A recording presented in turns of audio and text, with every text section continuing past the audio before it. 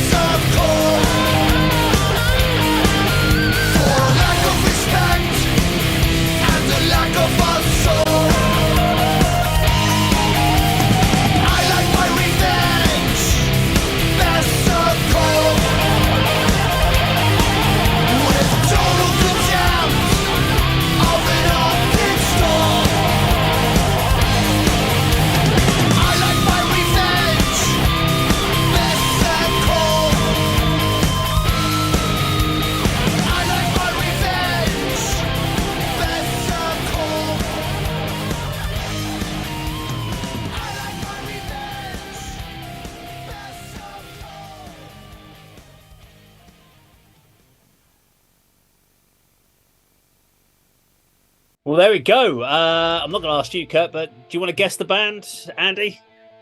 I'm pretty certain it's Prong. Yeah!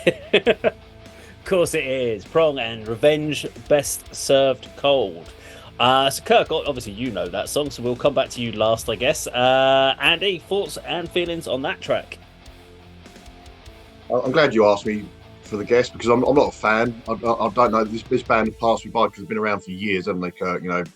30 years probably. I think we've done one reaction video before. Still not blown away by them, but the songs we have done have worked for me. I've enjoyed them. They're sort of catchy, but I don't think they're enough for me to sort of dive into Prong. From early career or latest releases, they don't strike that much of a chord with me. But I think if the vocals were more aggressive, it might do. I mean, it works for this style of song and this music and this band. But for me, if they're a little bit more sort of aggressive, more sort of death metal style vocals, it piqued my interest a little bit more. The video itself, I like the look of. It's got the performance intercut with the storyline, and then sort of like the vote. Is it Tommy Victor? Just sort of him enunciating certain lines of the song sort of to camera. So that, the way the video's put together works really well for me. His look on this one, I don't know how he appears throughout his musical career and his life. He reminded me of Adam, the vocalist from our friends in local Doomsters, Jevil Dan. Did anyone see that? Yeah. But yeah, I enjoyed the song, enjoyed the video. Here's a talking point for me to finish on. Read-outs on the songs. To me, sometimes it works, but a lot of the time, what I'm thinking, it's a bit of a cop-out. You can't think how to finish off this track, so you just sort of fade it out and repeat the last line of the song and repeat. Because if that was performed live, they'd have to incorporate something to end the track. Just wonder what your thoughts on there as we go on. But yeah, quite enjoyed that, but not enough for me to be, become a Prong fan. I'll go next then. So, I'm not a big fan of fade outs because, again, that's always the first thing I always think about is, so how are you going to play this live then? If you have to find a way of doing it live, then you should have done that on the album. Unless you're trying to create an atmosphere of something fading away, of there's a story element, or you're going to do something in the video where the music fades off and that. But then you could do that anyway. You could just do a long bit, have a normal break on the album, but on the video you do a fade out. But yeah, I'm not a big fan of those. I love the video. Can't fault the video. I like. To be honest, I don't. It's one of those videos that I don't break down as much as I normally would because I really enjoy the track. I think one of the problems that Prawn have. One of the problems that Prawn have. Well, prawns, I hate seafood, so there you go. But one of the problems that Prong have is Tommy Victor's vocals are an acquired taste at times. He goes to places in his songs that other vocalists wouldn't like. That bit, the doorbell is ringing. Who does that? No one would think to do this weird vocal style where he just goes off and does it. He almost goes from singing or that spoken word singing into I'm going to tell you a story, and then goes back to it. And you're like, he does that quite a lot in his vocal styles, but I don't know if any other band does that, and it can catch a lot of people off guard. And I'm glad I got into them at this time of like Snap Your Finger, Snap Your Neck. And this song wouldn't feel out of place off of the Cleansing album. This feels very much of that era. Now, not all the songs that were on this album sound like that, and that's one of the things I do find with the albums when Prong releases a new album. They can go in a lot of different directions. They can go a lot heavier, then he'll do something a bit more commercial, industrial. It really depends on what Tommy Victor is feeling at the time of when he's writing.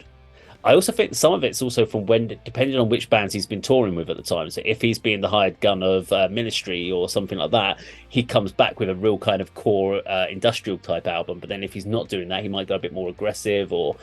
So Prong can be a little hit and miss on their albums. I really like this album. I can't remember the album that came after this, but it wasn't a big fan of it. Didn't really do much for me. It was a bit too aggressive. It went down a more deafy vibe on it. So probably it'd be an album that you would like, Andy, a bit more than this one.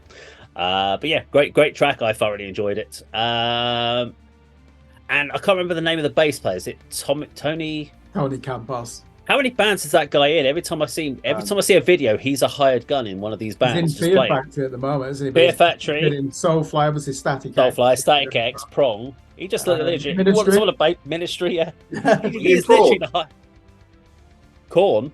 No, Prawn. Was he in Prawn? Yeah, he was in Prawn. Yeah, He was in that well-known band Prong as well. Prawn, the seafood massacre. Kirk, your thoughts to wrap us up, please. Yeah, I'll start with the question that Andy asked.